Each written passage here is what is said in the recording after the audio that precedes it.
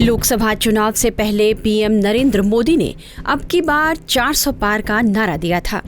BJP के इस नारे की काफी चर्चा हो रही है और पार्टी नेता लोकसभा चुनाव में इतनी ही सीटें लाने का दावा भी कर रहे हैं। इस बीच राजनीतिक रणनीतिकार और जनसुराज के नेता प्रशांत किशोर ने बीजेपी की जीत को लेकर बड़ा दावा किया है।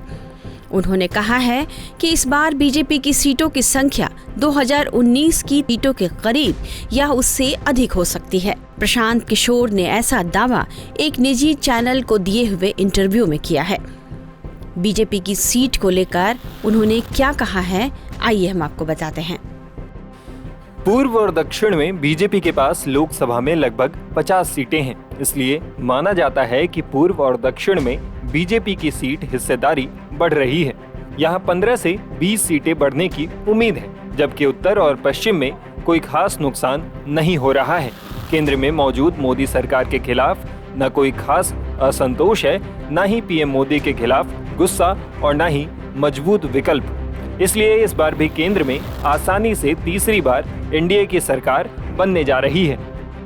प्रशांत किशोर ने मोदी सरकार के तीसरे कार्यकाल को लेकर भी कई भविष्यवाणियां की हैं और उन्होंने यह बताया है कि मोदी सरकार का तीसरा कार्यकाल कैसा होने वाला है और देश में क्या बड़े बदलाव होने जा रहे हैं।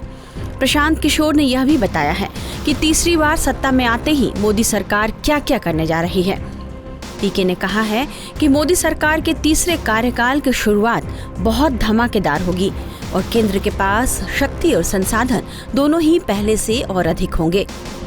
प्रशांत किशोर ने कहा, मोदी सरकार के तीसरे कार्यकाल में पेट्रोलियम को वस्तु एवं सेवा कर यानी जीएसटी के तहत लाया जा सकता है और राज्यों की वित्तीय स्वायत्तता पर लगाम लगाया जा सकता है। राज्यों के पास वर्तमान में राजस्व के 3 प्रमुख स्रोत हैं: पेट्रोलियम, शराब और भूमि।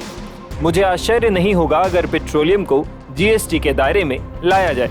अगर पेट्रोल को जीएसटी के दायरे में लाया जाता है तो इससे राज्यों को टैक्स का नुकसान होगा और अपना हिस्सा हासिल करने के लिए राज्यों को केंद्र पर और ज्यादा निर्भर रहना होगा।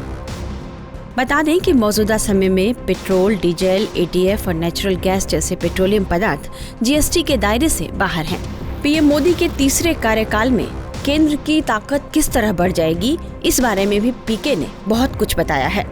पीके ने कहा, केंद्र राज्यों को संसाधनों के हस्तांतरण में देरी कर सकता है और राजकोषीय जिम्मेदारी और बजट प्रबंधन मानदंडों को सख्त बना सकता है। मोदी सरकार भ्रष्टाचार विरोधी नैरेटिव में भी बड़ा बदलाव कर सकती है।